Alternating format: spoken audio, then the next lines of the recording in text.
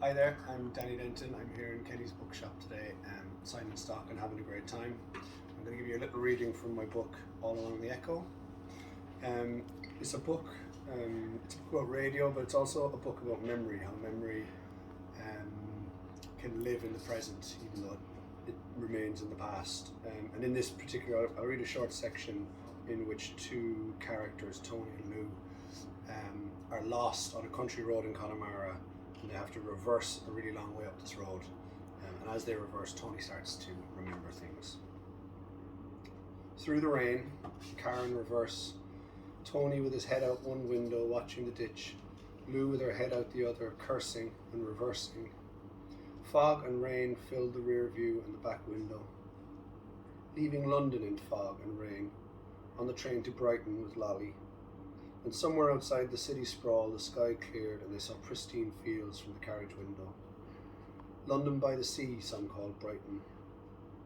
Beneath the red brick arch of the railway line, they held hands, relaxed now, released from some unspoken mental strain now that they were out of the capital.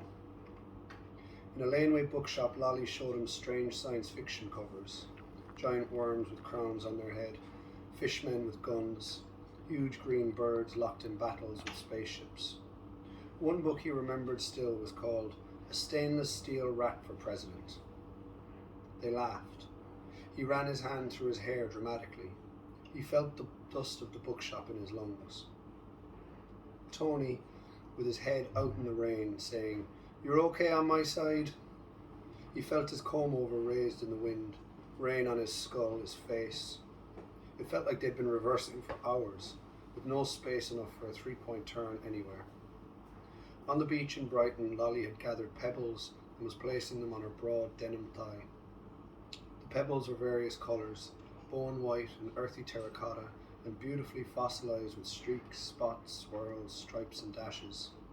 He began to help, and it became serious work, and all the while they were chatting, finding ways into the future, into babies and returns to Ireland and gardens. No child of his would have an English accent, he insisted. He apologised. City was set against small town, she for one, he for the other, as the gulls swooped on ketchup-smeared chip paper. Her thigh soon hosted an assembly of pebbles. The sky was so blue now, and that was the same sky that was over Cork, she said.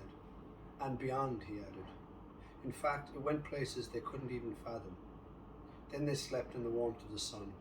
He could feel the stones under his back now, and the heat on his closed eyelids, and her head in the nook of his armpit.